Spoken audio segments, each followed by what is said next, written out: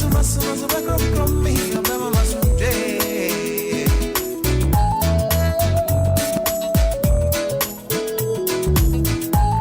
front of Kwesi P, 28 minutes after 7.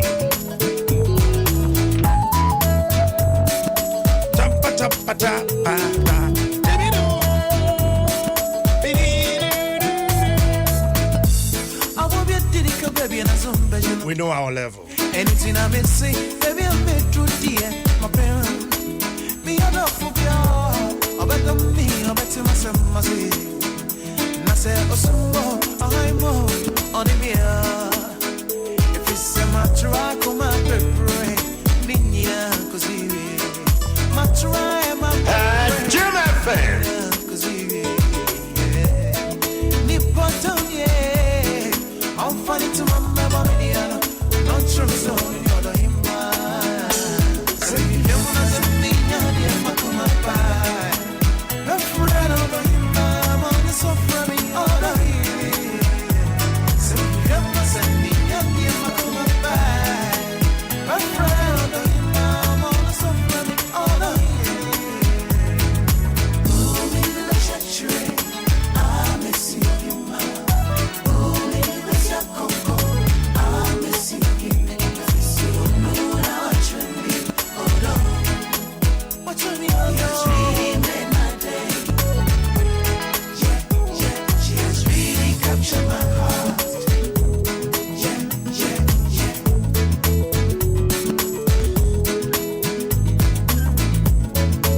Beautiful song by all standards.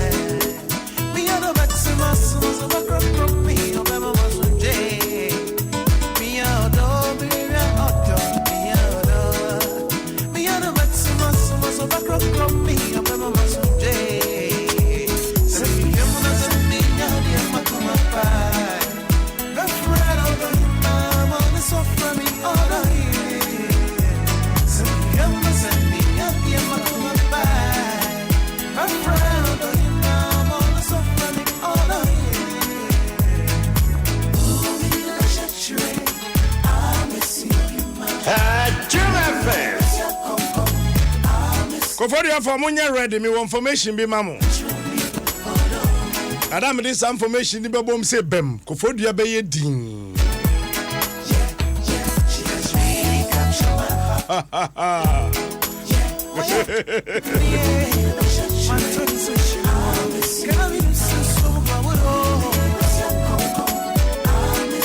But you're not move fire or emotional rescue, Anna. I tell you, I do 106.3, the greatest, the biggest, the best breakfast show in Ghana.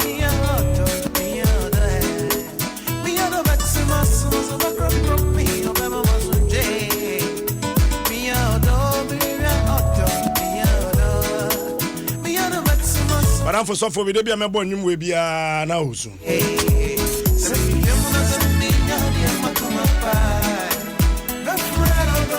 28 to 8. Trinidad, burglar proof, Africa's strongest burglar proofing. Second Kings Real Estate, the home for Kings. Call them on 0244645784 or 0266620701. Advanced Ghana Savings and Loans, growing together.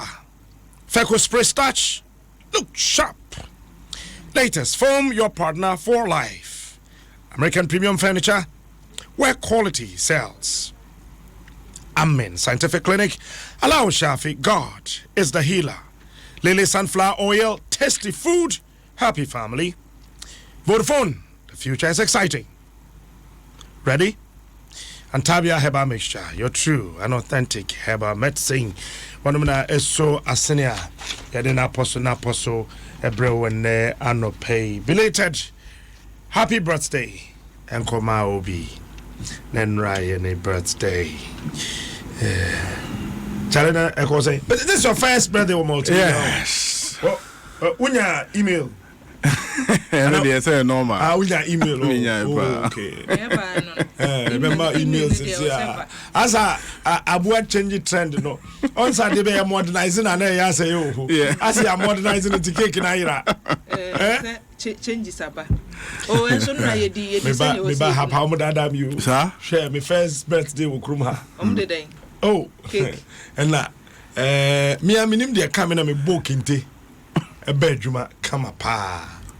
No has akabe 25 minutes bi am bepono. We na cake so penny free. Happy birthday one you be to near man no ha. I'm say if you have had room have had papa. How what's that for you never for you ha.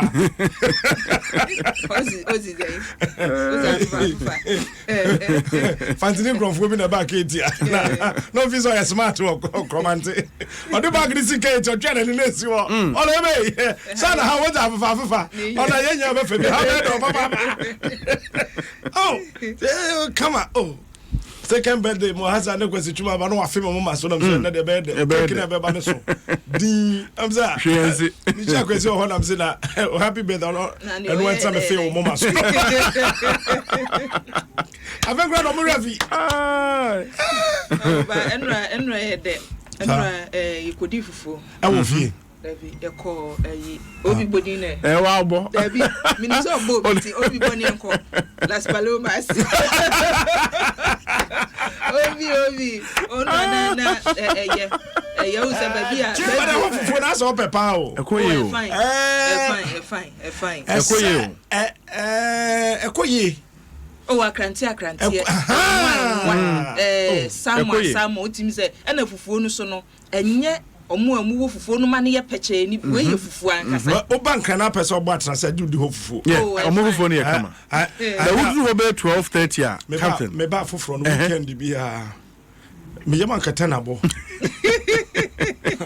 because airline ba queen am say no cross say no bi starbo ada ho yes afi no mo san aba ni na chesa ye ready 12 na me kokuma se ugo didi ba me bank I know every weekend them cook masi aduaniti chale ne krum hanja me do ba kumasi de ope chop bar they are me say and Frank je twum say me do be ko ho ati nam say ondim ko diba ko bi o ha mu ba bi na nkoye sa nam so hwe me kumasi guy we fufu de o say de sidi no so aha de wo me kumasi for na dem say do weekend no Friday no am ka che that time na HR do grano wire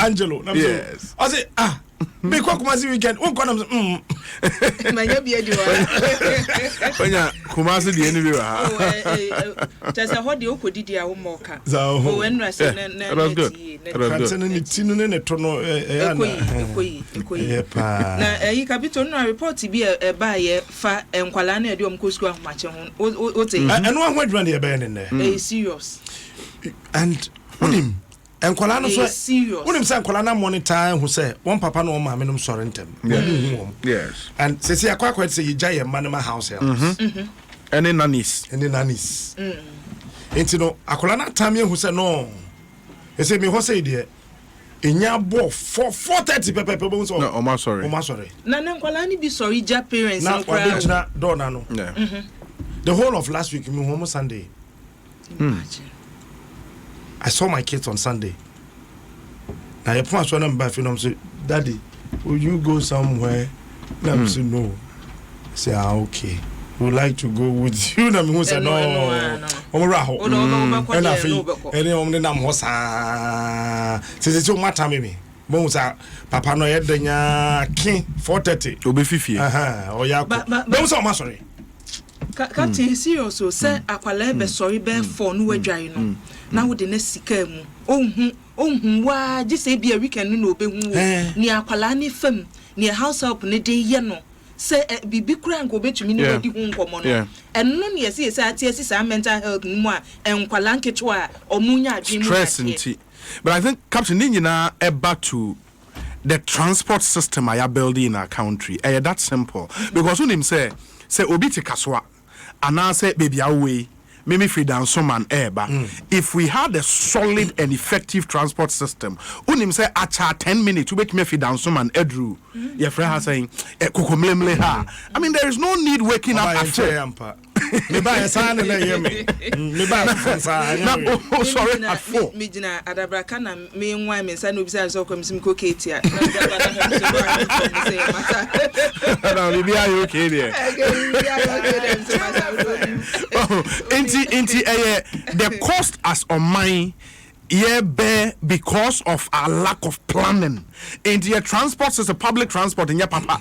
So while our private car and so the jam in the system and your cover biwa may compile the data on cost in terms of monetary cost I lose through traffic as a country. It's huge. So when they compare the percentage of GDP, I think is one of those institutions I'll get the figures now get the percentage of GDP and monetary cost and some of the kind families are omunya problems because sanka transport system is solid. Unim so obenya bus aba unim so obetima kwa park o car oba bia fa bus a enter city center here so obe sori ahomache 3 anasa akwala no kra unim so bus akwala ne befa no yes ogina ha say ye 27 Mo 8 no wadu it's terrible. Once the traffic I check it we be wa yes na enkola be no mo ye 3 by minute to one about to one man che omo she school atade o but enkola na da omo awejina mo sorry ojina boutique here wo haye car white bi the number of boutique no me pesa me bo ti ojina boutique na nim no osiba baby I told niam na me yes anim hayi yeah dem mo say wa be yi milk wa yi milo no wa disposable cups na so ma me okoye tea wo car di mama nkola no wo mo da wo because we be so too free fear be fall ma me na nkwa adwuma akombede no I say you redefine housewives in that year. We need to go back to certain things. Now you redefine. Now you said the ya enquire to say we a house helper with all respect as we a useless woman beside. So we a housewife. Housewife. Okay. We a housewife as we a useless woman beside. I don't know. We need to redefine certain things because baby we are saying kono. Your man doing a senka cracker. Oh baby. Lack of parental care. Enkwala ni bisuban. Akwala bi tumi de suban bi adi aggressive yi bi ni bufu ani obeye ni akwala keto obeye no. Because parental care ni ho. Niema nshada nkoye. Sir, akwada keto you see school 6:30. Yes. And see, say akwada so do school 6:30. Na so sorry by 4:30. Na ye dware no ye na ko school 6:30. And over 4:30 na jida baby awote ho. Na ma me akofa 5 p.m. Yes. And you may open one akofa na na would na be 5 p.m. from 6:30 to 5 p.m. 5 p.m. no 5 p.m. no be do fie. Say yemfa so wa masaman kwan so a 5 p.m. no be do fie na be 8 e kwa akobo. Uduru e wudware na order. Oh yeah, the homework so kura kan. Homework go be say dey mpae. You get it? It's a problem because we free a human 5. That's a do fear 8 a issue of traffic and transportation, and that is the root cause. I was here fixing. Yeah, I'm fixing. No, Tobia Echo Schools the movie. That's morning.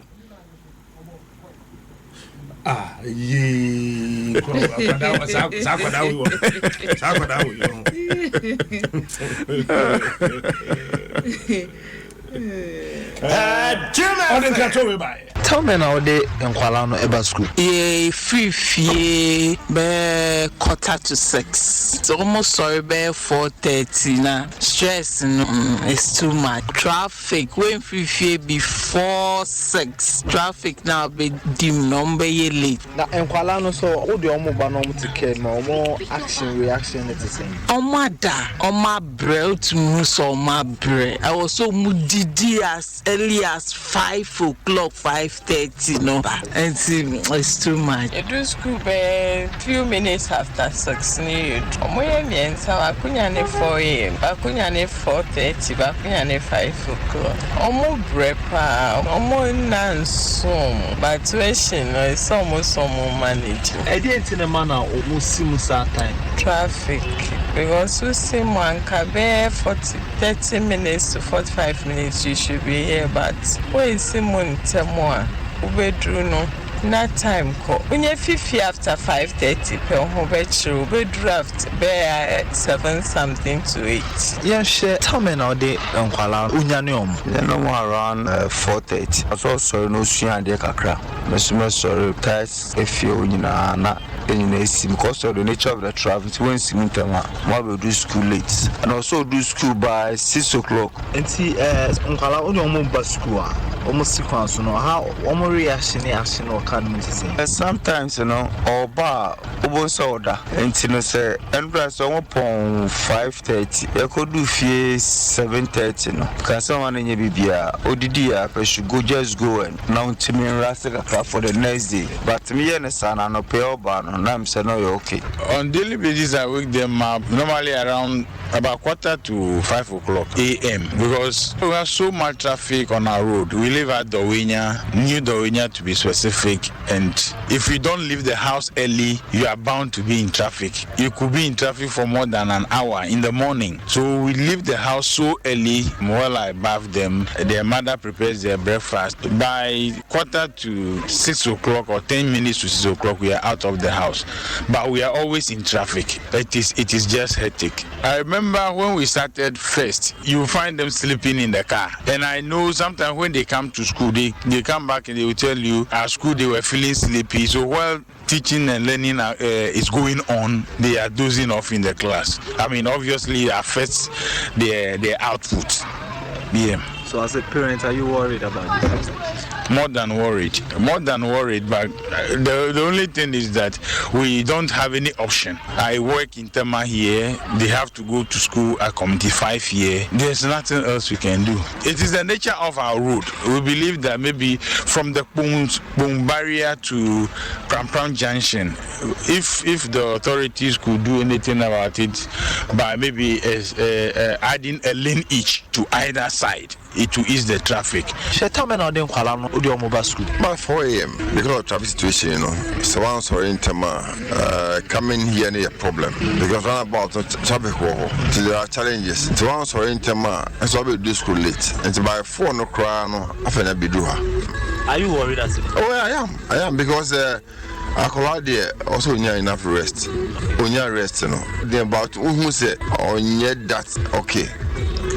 Weekends and you can see say weekends when we are lively. Does it sometimes affect our academic performance? Oh, it should in a way because say also in terms of better kinds of class of better first 2 lessons then there is it be a air corner fee or stabilize it. Therefore so we are near sorry because I'm so more bread. Didn't know almost that time. Say BT traffic miss me where a crack. Me bomodiana me dodge traffic na me to do ejumuntem almost me to be nyane omuntem say mo ba ala no mo reaction card at times mo da at times na almost show signs of tiredness. Does it affect them academically? Not really. I mean, to me, assessing the impact because they do well. Menyane before 6. I didn't know nyane almost that time because yen so say kwejuma. It's definitely yes, be late, and because they also need to come to school early. I'm joining earlier classes. No, internet almost our time. I am a ball phonics more. Anti phonics no. I quite this year. The more focus I was so no musia at the end of the day. Anti by the time we do school no na. Not fear the Omaba class. Okay, as a parent in the house, it ain't easy, though, but I mean, it's part of life. Once I will go room there, I go to school, where school myself go through. Oh, I don't think that affects their performance because by 8 no matter. And me more long time to sleep. And our funny be, I don't know, me want money be, who be. Maybe a subject to your money economy. I think so and we have to work on it. Last person or kase in your can say me ni say how more performance. Akwala near all come psychologically near all femuno. One shake cry womb in it. Yeah. And I make cry near me who yes. Captain Yaya who ye a dream we are dear no see a better. If some penny for cry a war mental illness a woman, you know. Yen to me, you cry and you be more monaba. From Tema. Where do you stay? Sacramento State. And what time do mommy wake you up? 5. Why do mommy wake you up at 5? Because we have to go to school early. When you come to class and teacher is teaching, do you sometimes sleep in it? Yes. Why? Because I'm tired. What time does mommy wake you up? 5. And do you sometimes go sleep in class? No. Why do mommy wake you up around 5? Because I have to come to school early. How are you? I'm fine. Where do you live? I live at New Dorina. So what time does mommy wake you up? 5. When you are coming, do you sometimes sleep in a car? Yes. Why? You are tired. Yes. When you come to class, do you sometimes sleep in class? Yes. Why? Because I feel tired. What time does mommy and daddy wake you up? 5 o'clock. And what time do you come to school? 6 o'clock. On your way to school, do you sleep in the car? Sometimes. Why? Sometimes I don't want to sleep. But when the teacher is teaching, do you sometimes do so? No. What time do you wake up? I wake up by 4:30. When you are coming from home, do you sometimes sleep in the car? No. Why? Because I don't feel like sleeping. Why do you think mommy wake you up around 4? Because she wants me to learn. After that, then I'll come to school. So when you come to class and they are teaching, do you sometimes sleep? I don't sleep. Where do you live? Gulf City. Gulf City. What time does mommy wake you up? 5 o'clock. Why do mommy wake you up around 5? Because she said that her mother will beat her, so she should come fast. Where do you live? Afenia. Afenia. What time does mommy wake you up? 4 o'clock. And what time do you come to school? 6.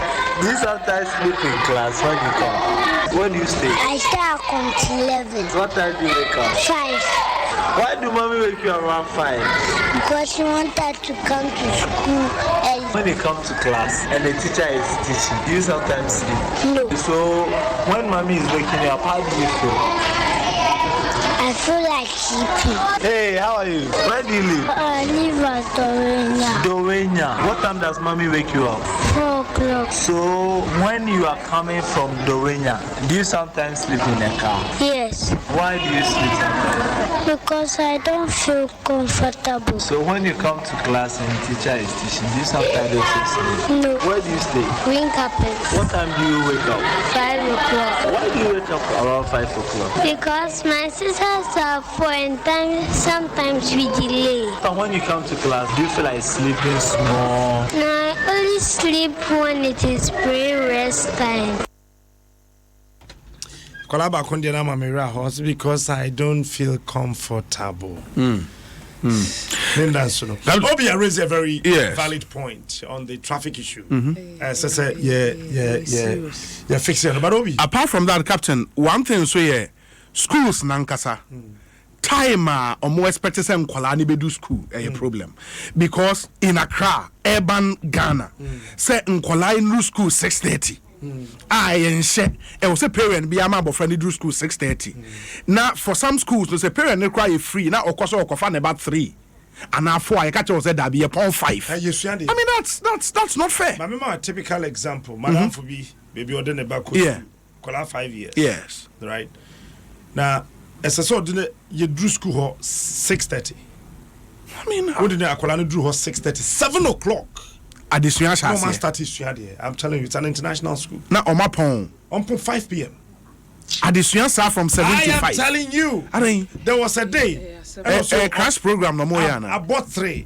Papa na nkwedwuma. So Dimrike kwako you say oh ebiana omo pona yen awofo ni ntina ma. Odru school ho 4:30. No mo go classroom sua de. Enye say omo di agura na so mother.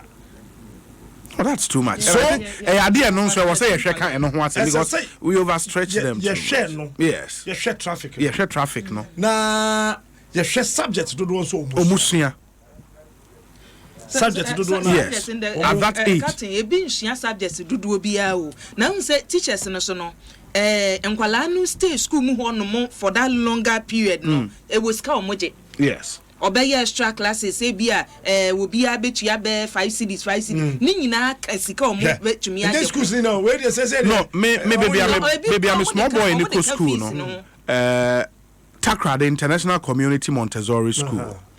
Omo pon 3. But as I say ebia o schedule nti oba be fa oba be 4 anytime after 3 no you charge o because I don't know parents no teachers na ehwe oba no after 3 anytime on be charge o it is oba be fa oba 5 oba be fa 6 oba be fa 7 and you pay and for sa anya sa 3 o ma na me kwa sorry school bi o me mo as late as 6:30 p.m.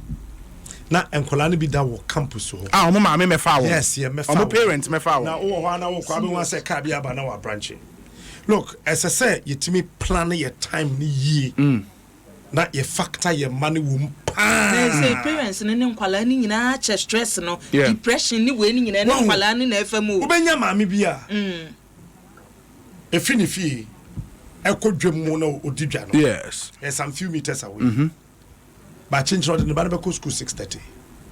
Or Pequania better 6:30 because school the same Colani no 6:30. We started lesson 7. No, sir, 7, no, yes, 7, 9, you because of Colani drew. Yes, one because of Anibra 6:30. I think that has to be fixed. 6:30 and Columbia school. I could not about 6:30. The school number shall be 7. As I saw, Bishop said, a cleaning school. Me, we fear no. And see, and know what age now, okay? So, Montessori. You go clean school. School primary. Primary one as I'm going to clean school. So now judging gymnastics so kakra.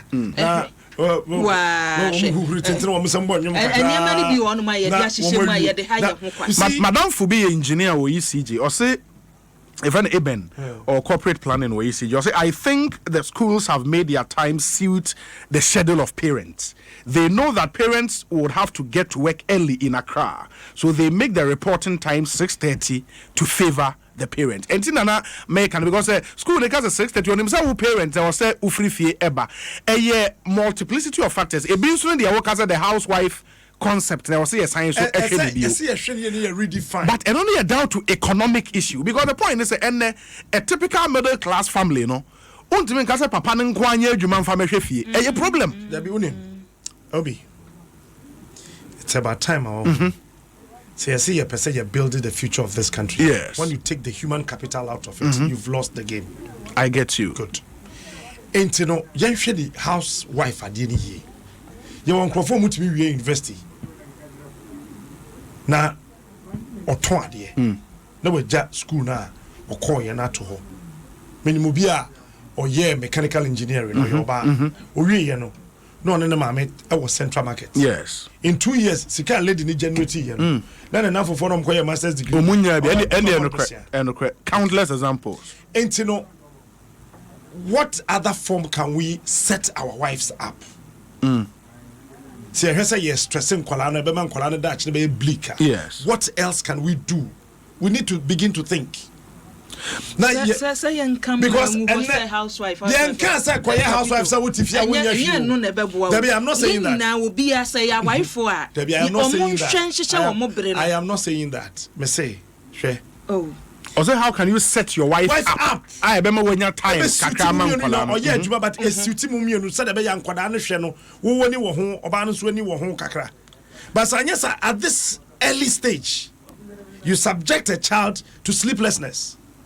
But the goals of both of the couple. All right, let's speak to the aspects. Okay. Let's speak to the aspects.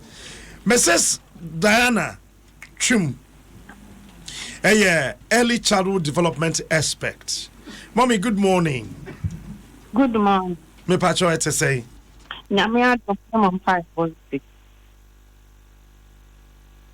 Pacho, ye may the way ye man could I soaring tem, ye nibidum kasai from Tema. Akwala bear 5 years, or sorry, 4:30. Now ya kofan was school bear 4:30 bium and now 5 p.m. thereabout. A bano, a woman assume how many years subject in Kolai to. Yo, me da na machia motie fonso. Media me kasa se osesenia me hwe mo prank toa so. Brofum no ye be kasa early childhood development mu na me wo. Into me early childhood practitioner. Na me ame hu ne se anokware mo fra ne bi wo hono mo a omo ba school a aya na wo hu sa no petutu na won abre. Nya so won abre se bi won apagya ne o ma na so wo se woni omo ye agrodie bi hu huma e bia ebe ma bofra na ni age na na pomo atretre no se bia momo nsem na ye bo e bia nyom monster ana se bia ya hwe niam bia gu ho parking monster na ye nche omo se ne ye siesie fie no ne ade a obonsa bofra no ne niam ya ye nya we no so ntumi nka se wo tiatia no enti na wo krokro no de yiro ho fa obomodin enso ohwe wani mudin na ebi ohokra wabu anitie na wasan adane ne ho eto da bia wo hu se wo a wo hwe akwara no ebia wo na ohun ntrentre ho so se me hwe teacher fo na ho keka na me hwe se ne ame so me de ka ho me ye to nyom ne ye na mofra ba kwa na mienu bi ntumi ma won ho ani nyia na wo hu tabofra no wabre eto da bia me di mani di akire ehwehwe mofra na wo sie mu ansa na wa hu aguduma ebia kwan ade abofra no befa so empembe bre no ye behwehwe mu no na wo behwe no na ebia ne maame akosku edu akiri ne papa akosku edu akiri afen so ebia na won adwuma ye mu no den omo kona no petututu na ngaba na najo nti ma abofra no nso eka won ho obanso obebiebie mu akodu atiri no obehwa no na bia won ni oboafo bia wo fie maame na nkasa mu no anso ye adwuma obehwa na maame no oni 60 years nti ono nso wa banjuma mu a ono nso sori akọ nti ni nyina ka ho a eya ama abofra no enya obi nyeje no so manani nye ma efie enjo nti na atimi aba cool maame eto danso a wo books ya yede ma ye mai wo hunu se wo parents no wo chema ma wo mu se ye wo mu ye ne de na books no so twom na tie bag mu na ebo akoda no timi se wakoa eno na ya na eye mo a chechefo na na se eye kire na wo mu nche awofo ne ye se de be betimi a che books no mu ama nkoda no sa asam no so de eyade a nwanwa kakra ma yen ye di kan no me dia no nru ho me dia ne dia me wo early childhood ho nti omo de homework na yire so a baako ana se homework ne ye mienu kra wo buku baako mo no ne ade en de no so na won a omo wo basic school no ye kind of primary school ne JHS for no won na omo lodu sa ade no ejina ne ma mienu so ne di kan emofra no eye aniha na esansa ne aniha honhom na wura won ninti ema won ntimi anya won timetable ehwe timetable no so enyi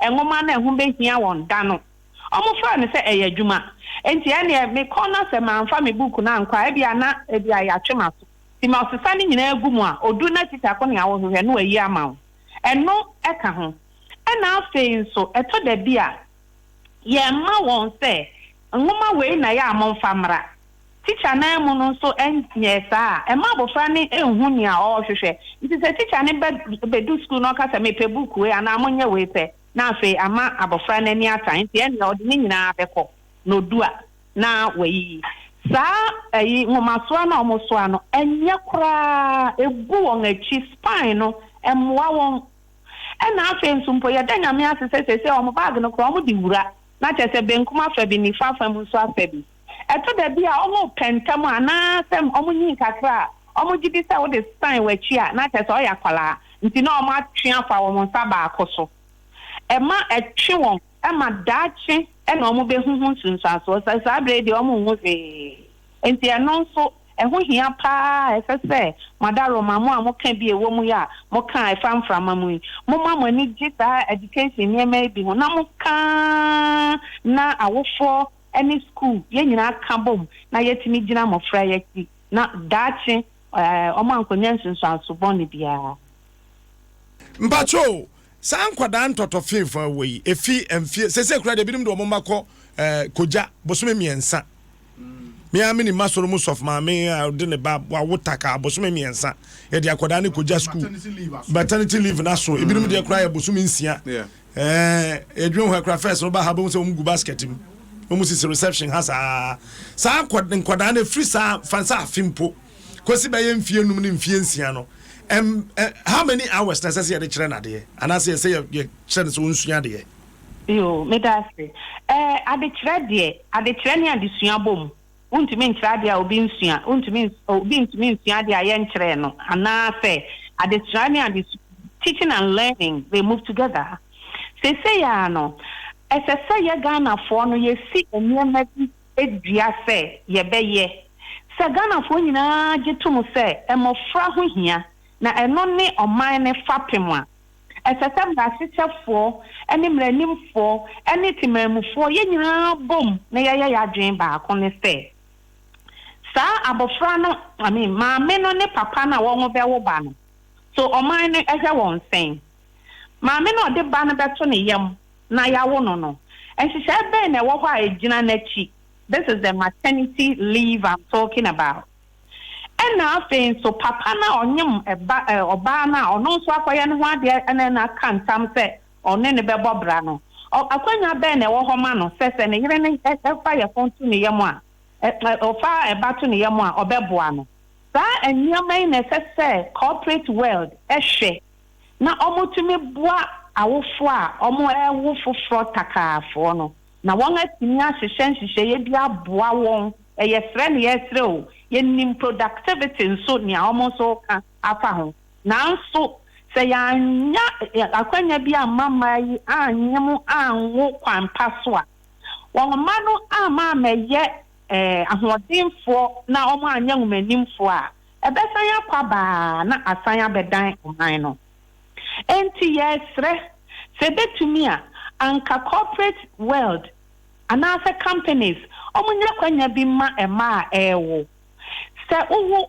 na se wunya maternity leave no kren bosome miensa so de bia na wontumi nya bofra na bosome miensa na hwe ti asa wo de ni ko school okay yamfa ne se eno na ebeboa yen a ene na se school for no so bia kwanya bia ebema won atimi ahwesa mofra wenkitwei okwan papa so na make say school for na bi na won atete na men so make ho ni bi ebinom adi esie na aye school no a omo friend school ampa abofra ni so onyi wo fie enti say efie a enye hwe na so behwe no na edankra na hihye mu no emusum enframa mfam enso wayire ne ho a so wo ye school no ode nkwala be ye du 9 dunum akoshem no aka say oh ye dey 15 in a class ana ye 5 in a class 5 in a class no be na ye storeroom if ye na see ye na ye storeroom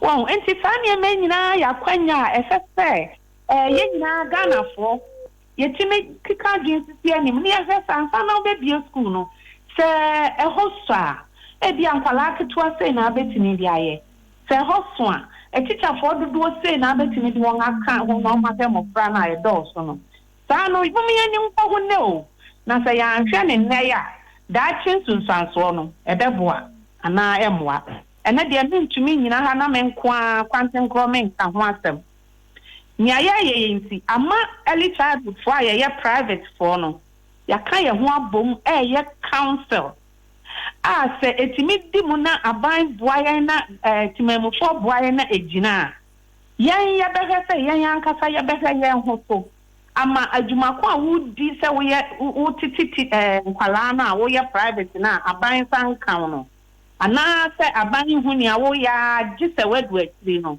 yan so yatimi aboye ho ban ne akrakra yan ho ama yamfa oye nebia amaga na man enti private early childhood educated take council make us say good to a year one. Mame, Mayanda was it. Na Echebe Santo Safreo. Miss Meda.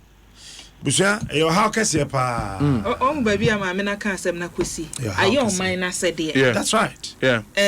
Elder Samuel Nini, Finland, Tieni Odiaba. Okay, kind. Or say, what Finland, no, and she say, you're my yeni. So we your banner war. In Femi and say, Dikaino. Would the any set in a Fiena shop? Yes. Oh, yeah, Banya Jume Betchiauka. It don't have 3 years software issues now. Nature said, where Jumano, ya Jeffrey Winsem. Into a minor son to protect absolutely. The maternity leave should be an issue. And America say for some of the feminist groups and the other say you make input into issues a campaign. It take center stage say free SHS be a major issue. So we now some of these software issues, maternity leave for because the typical private company or baby adwuma wono o maternity leave watch out 3 months 3 months no kura bi nya kura na nka o mate so wahu eno kura bi party so companies bi ho a madam fo bi ana onyem no call interview because onyem call interview to man fa na adwuma and they told her they told her and these are issues I will say discuss anka yemfa ne say sanka oba bia uwie na company a time na flexible oba 1 year at least maternity leave umpa. A lot of these things and keep it to me after one semester. Say a big crap she say a man so paternity leave and sign a number to me album ashe. Oh, are they? No, so at least abo frani benya papa any mobile mummy bakwa kwetini ya you be here mo fam paternity leave nko. The process now ya dey mama specialist psychiatrist. Dr. Levina Jima. Doc, good morning. Good morning. Mpacho to say. Adom. Pantanye boko. Yami Adom. Pacho you. Psychologically, ye mana wamoda anadjubi beye 9-10. Na wa sorry a homache 4. Ye dena kodru school 6:30. Na wa pun school 5 p.m. Wedi agro kakran sa ne mami ana ne papa kodru ho akofa no be 5:30 no. How bad psychologically you're subject to your money too? Yo, that was it. Mutu forso. Nye metu ya kan asemo ni se. Mofra titu omo mususa na omu yi no. Ansa na dwene betumi yi no. Ese omo tumi eda yi. Sabio ya wo abofra or a certain number of sleep hours and here I'll bet you a DNA na dream. And now, no, not a sort of but mostly for growing children, no, here a good amount of sleep, uninterrupted sleep. So to me, that was because Robia, Namna, Casa, Ebenian. Into my friend to me, Nantem, and Nasumpo, almost sorry in Temwa. Almost not required amount of sleep, no. I beboa, my dream in you. Now, face to know. Say, and now, Juma, a Jacque Juma, a colony post two, or no one and num, and not only herself for any number. When you say interaction in the home no, may be lacking. Because they say no, Obia Queduma, na Queduma, Jaqueduma. Only fear cry, house help, and now Unkalasu are kind of working. But supervision from parents, that's the nanny example, a who's here, and a bonding between a nanny exam and a bushyanina. And this is so can a year man you know. As I say, I can't say Sabio and only in isolation, only in a society, to aside the home, you know, the community at large, and the whole environment, and who can ask them making sure say the environment is supportive for the growth of the child. Into Obia will be Obia check back was Juma say yes school, say yes, say yeah, I'm sorry, say yeah, community no at large. Even the nation no as I say you said here a fact an entity I feel me person with the call from mommy.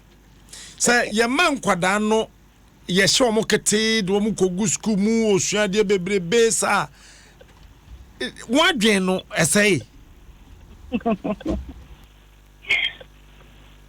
men kasa essay le mom no enkwala essay so mudi abu we say children learn through play into the book in the classroom number of hours now and what and why in a lot of ways.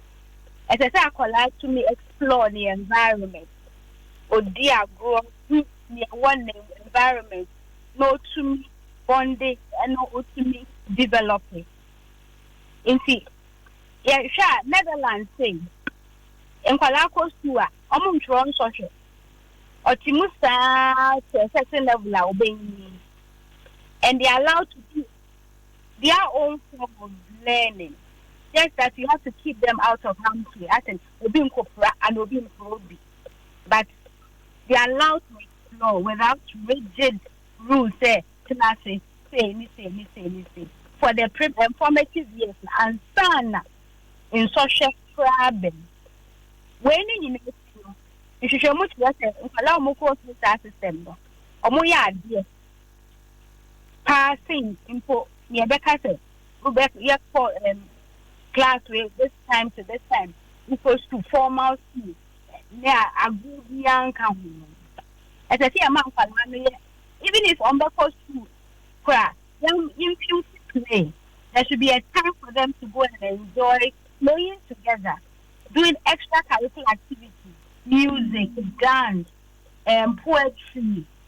One more bus stop, one more bump, it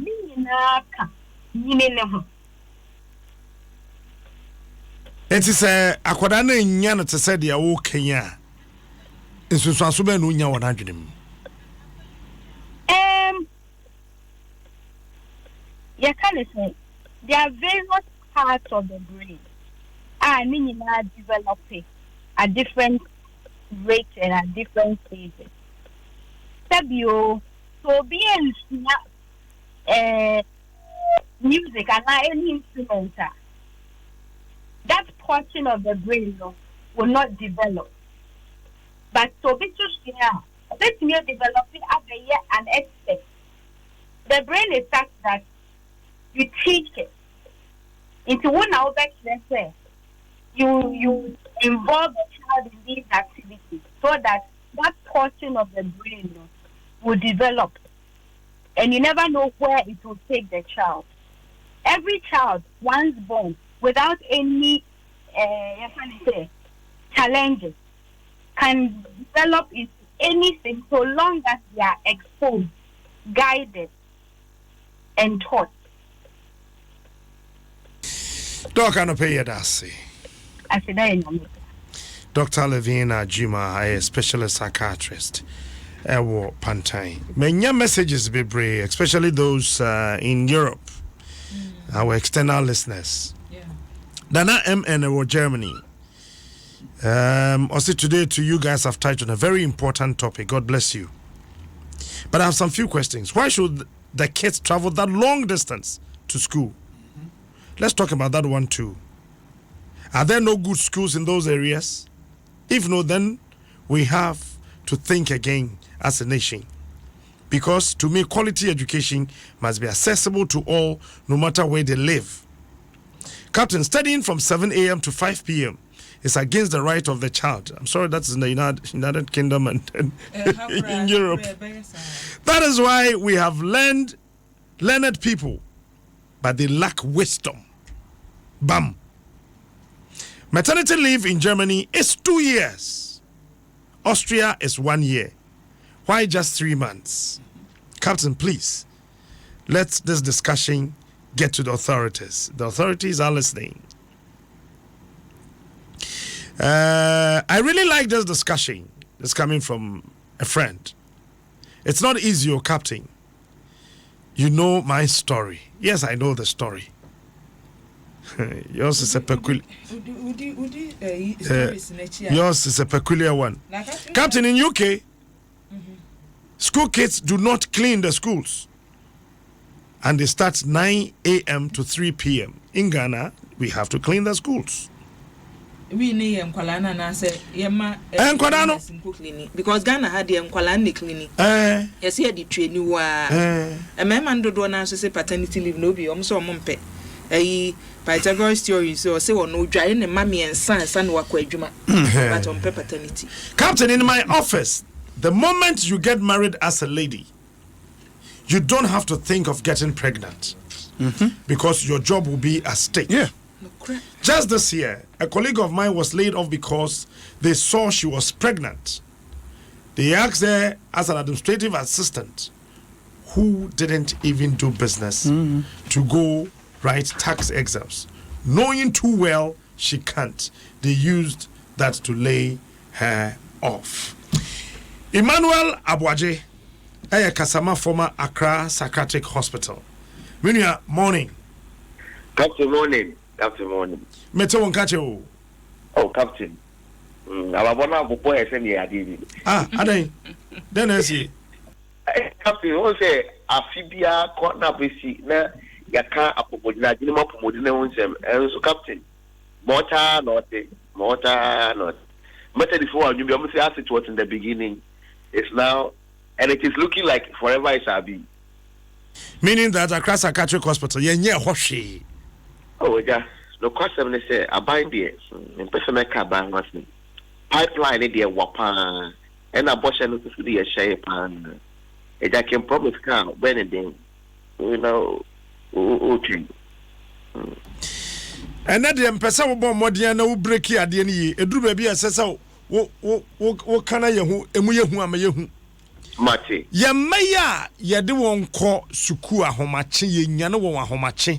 A bit more breakfast, I will come. Mukabruchaya, who be pie monk, and breakfast, our bass in Bikra training.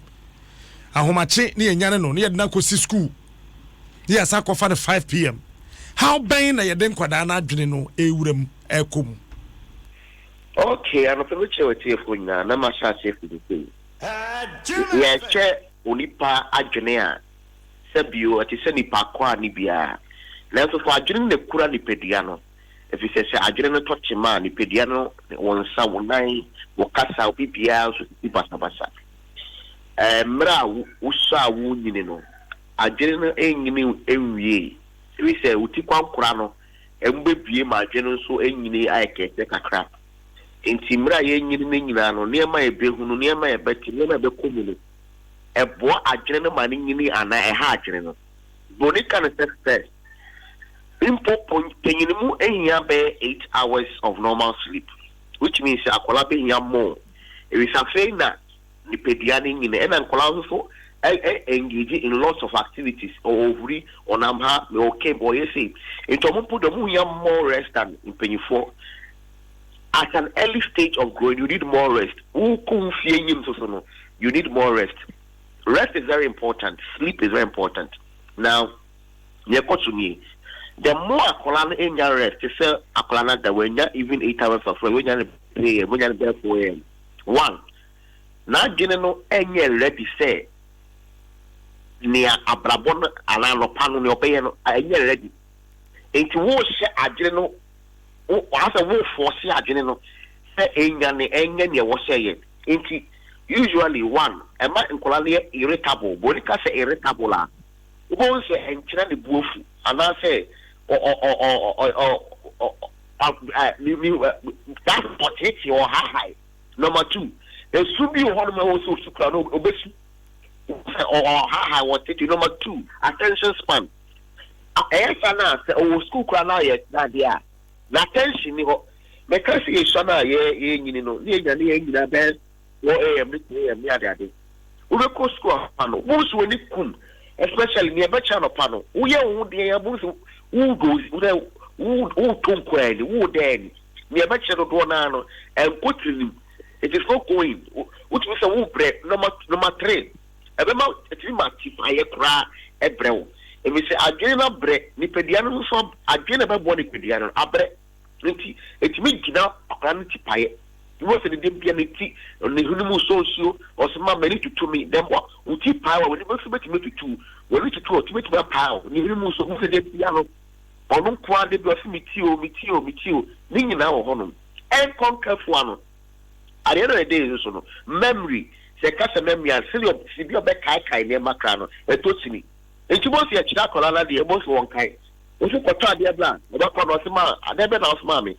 No, I say about you. And we say, and I say, you tried your class, and you cannot tell the man, we near the customer, or Timinian, if you say, I generally and you're prepared and you're ready.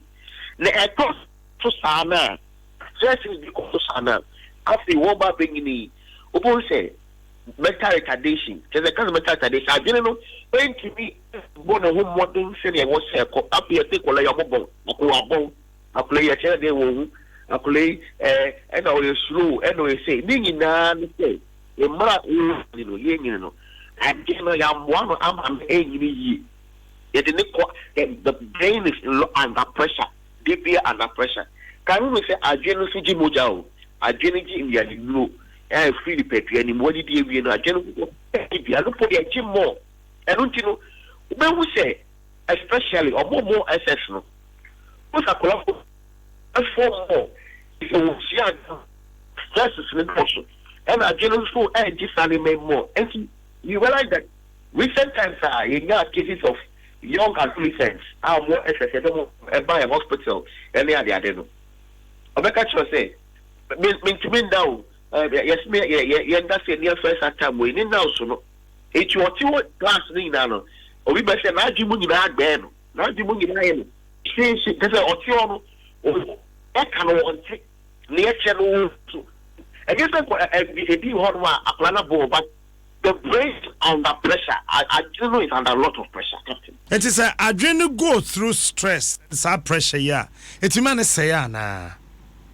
I mean, Captain said, "Who in Shoku Robemu? Na say, Mia Roba. Now, both Roba, yes, expand, ready to. Now, what am I saying? I'm saying, say, the more I'm gaining up, more pressure. Any idea? Captain, can we say one? Epilepsy, one actually idea. There is some researcher may will say, at the tender age, a man of funding a so kind of and you'll go through stress note and look like a trigger factor. Hey, say Aquadano, say ya tete or yan or must say you shall be on your time in rest, trigger factor bits me epilepsy. I can a bit to me. If you say our is going through lot of pressure. Hey, Cosway. Say, again, me at that age, a kind of canna, optimia, amnesia, temporal loss of memory, or how the one who wrote to me funeral. Let me give you a clear example. Michelle, I was a lot of pressure near there.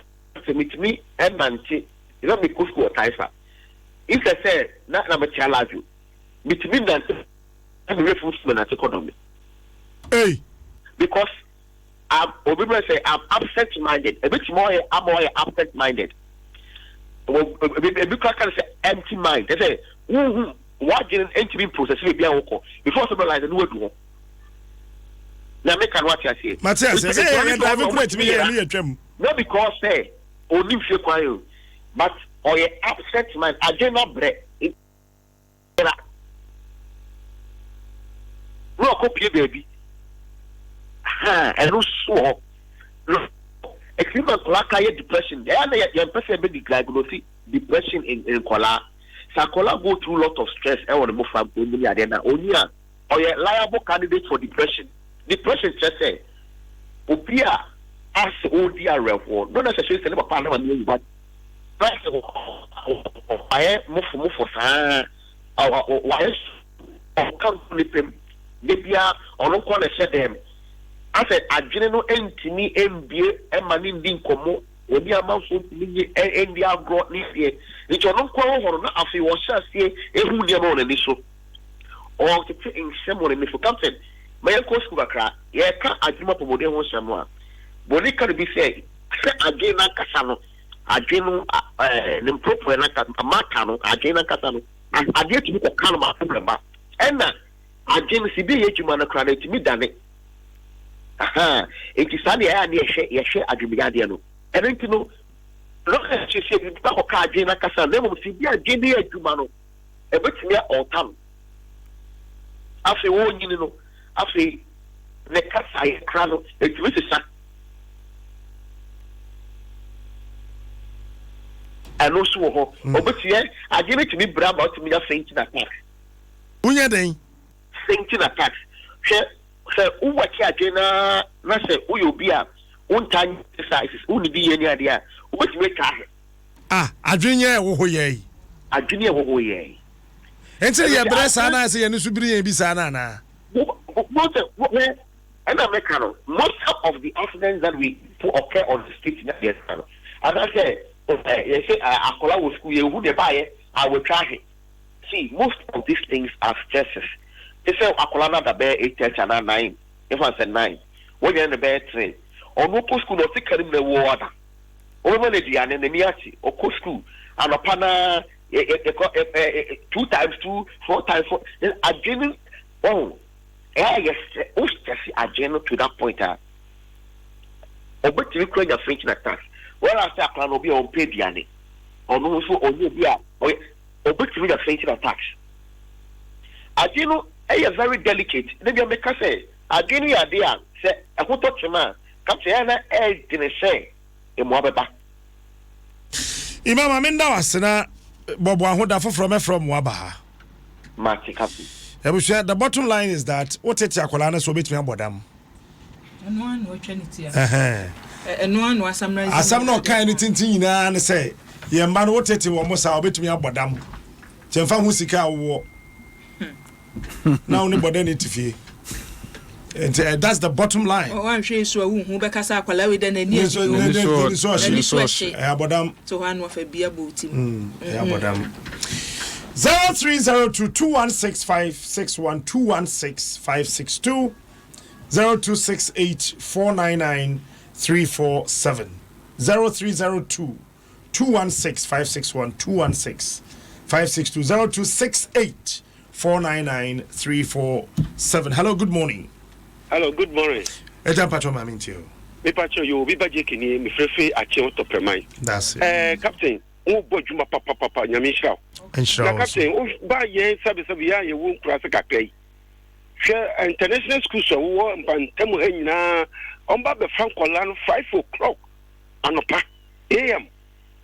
ati so wodwu ho a wonti ase enu eche no nkwala ntata ka no so saa ya ka captain enkoyi enti adwuma de wo bobi na se be ya Ghana man omra no ye de be ya adwuma no eno na aka captain de ne ye wo Ghana oman mu tipani bie no ho betimi aboa ama ye de mra ya adwuma na captain oni nyamenya adwuma hello good morning morning captain Eja mamintio Dr. Jacob medase Sadi wa bukan mental illness na ye kan e wo bi biara mo enu awon ti number bi na papa penny be 45-50 what tissue and I for examining say ewa ebia wa bu let me say won bu ye na mami bi so complain on this same place mami bi so e be tissue for sa and you say that emotional stress ni niema wa ma ni padiana break too much it say car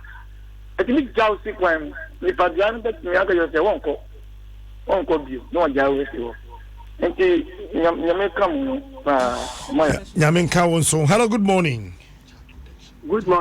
patro mamintio captain say sa woni ne koso nyina matwe ho buku sa oh captain obia wakan the golden treasure principle awofo asem wom omana asem wom teacher for ne koso teacher for corruption ne rape ne koso ni na obuku no mo the catura me fa ba ko na de kan wani mu nyina ahwe ho asem because my research, me, master, me train Quaradia, and me a children coordinator. I'm not coordinating Quaram, a teacher for the train Quaradia, and I didn't know. And the problem is, I so in Mafia, Mafia, can do your Jumacho, for over 15 years. You got a very good information. Now, the book, the golden treasure. Oh, Bibia Waka book. Okay, what if I copy Bremy? That's the advert. Hello? Oh, Kafra. Now, Homana Teko. Hello. Hello, good morning. Good morning, Open. Oh, I about my you. Yo, me go draw. Me kasa go mode rampon. But I say. Yo, Open. None Open APY. Ena Open captain. Ena Obi. Ma bobo nsam do papa. Open sha. Mufaba no. Yeah, how? Yeah, tete mufaba no. Because Open ni na nechi no. In visa ni asan ya pe yechi. Ni ya be fi leaders no. Then the warrior what ya boa. Yeah, awofo no na san yechi me mufu na ya wo no. Yeah, SSS. Aban no anase o man no yetumi ye ni there. Free na kwan yetumi ye no more because ofi winiba all the best number kantamanto nanka yetumi ye trainer and na more straight edeboa ofi do wenya another pampam another ada all the back in kind nanka ye would trainer ye botumi ya afo a open me did the dam traffic na dey no botuma reduce you into yes awofo na yes aban no mama ye na ye ntoto aya dwem papa na mode aba no ye ntum mama o my Ghana nkonanim medafe Meda say. Hello. Oh, Kafra.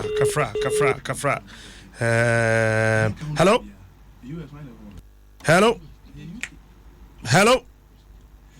About the phone no jam. Hello. Food stamps. Hello. Yes, good morning. Morning. Pacho Maminti. Good morning. I smart. Eja. And some way now, I can be besides a bank in school, bank in India, and time then almost started. Banks, no, started. Gemini 8:30. But I say, Omudru on tem. And the teachers, Nanka Sansunanka, yeah, can. And can almost start by say 8 o'clock. But the chef make a mistake, make us see I can't see. Yo. 5:30 years akola anko school mu nkoplepra na se nyakra na akola anko school mu na so okopra na so obi kra be chi no ho be sa around 5:30 na obi dem pon wahu ndi asama wo kan de mo me amfa two teachers no so anim na education directors no so entimum po akola 5:30 na teacher no wai 5:30 na teacher no wai nti be sam kola ni didimika akola wanya be se 3 years na na ma me nyane na ahoma chense sorry jale na ko school na akola ni isu otra kwa ho otra ba ho no usu because na ni so ntino ndi mo ye adwuma e da ma se na mo wala ye fry bread do enye o you say ye tie for no doso hello captain. Yes sir. We captain we major. Meda se kura dem just me general kura. Ai medoma fi ma sha kura me ma. Captain, your system no na this problem ya bo. Captain, me dey nyina kura. Me call class 1 am 9 years. Me the problem bia. Na fe ne akola ketekete 3 months ya woni ko gina parent ko gina ma o teacher ni no hwe no. Se nyit ke ni hwe na mid na hwe no wo fie. Na fe so no yet yem public transport system ye good anka cars na roads no ka ebe conform e ma traffic no madodo na se si ahwe uko motor station new station na captain bus like makopolo bus ya pakegu ade na ma road na yem public system enye good se be ya captain upake uka ba bia wa fa public transport de ko uba obisi wa fa ka ukofi na cars na road no eso ati se traffic ni mu anka parents no omo mpepere omo enyara mo ma 3 o'clock 4 o'clock akola sika ma no order na ma me ye breakfast o mu na ehi na de enko obafia wabre da be no bedi dia homework asa na wada ena nkola kura bi kura pe TV so hwe captain yen hwe ayi pranku 4 time o de bus bi ku si ka so a se po to abo buru mu trotro wo fom riketi cars no what the public transport about they will make noise my public transport any jumanda because or see any medical minimum me wa system no nye jina no mu si no me almost can be a traffic to me move no I don't know do captain see I'm planning well dear any problem pa high mo fra dachi manusi pedasia that's yeah fa for ni bio abito ye kon obi yeah kona ebi kona mame dickness we ni na se yi nyame ya adom weekend ye 12 to 14th October kwa abetifi okay owura Patrick Anson one ne hokani ye ni ebekọ kwa abetifi ntimekodu se den Captain Unim senior lecturer bi wo Kwame Nkrumah University of Science don't make the costs of traffic on our economy. Yeah, Dr. Jonathan Annan. Now, on the commission research be into traffic management in our country and the cost on our way. Now, Okase, people attempt to beat sickly gridlock by leaving their homes as early as 4 a.m. and still report late at work. Now, after the research, no one will say, study on road transport congestion management says the figure constitutes about 10.5% of the country's GDP. Because of traffic. While congestion on our road constitute 8.21% of GDP. Now, after rebasing, no, is there maybe a GDP should take over 250 billion Ghana GDP. It is over 10%. Not because of traffic. That's it's terrible. It's terrible. Traffic asem no da kro ye behwe ni. E wo se yetena se hwe ni. Ye behwe traffic asem no. Ebi mo wo so ashada. Obi shada. So I'm telling you. Crofo shada. Akasema eduno ba kona afei no nkono abo. Ye hwe ye mane yi. Na omoda ache no. Ene yo man ne da ache o.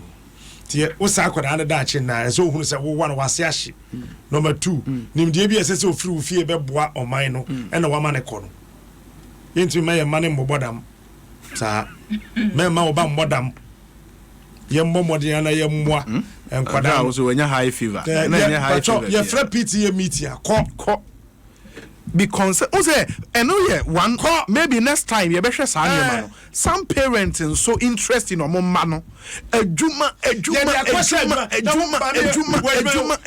PTA meeting wonko we start at 8 o'clock we do back to school 6:30 say we ko ejuma we person be the traffic yes we do ejuma 7:15 we start ejuma 8 2 years we do back to Montessori oba no class madam kra wunim no Onya morning show no akasa cost 5:45.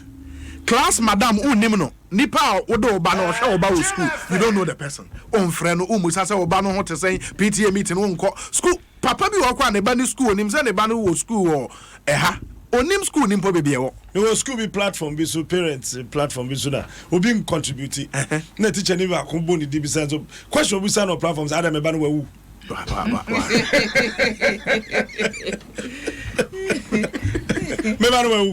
mean, just like that. You see, yeah,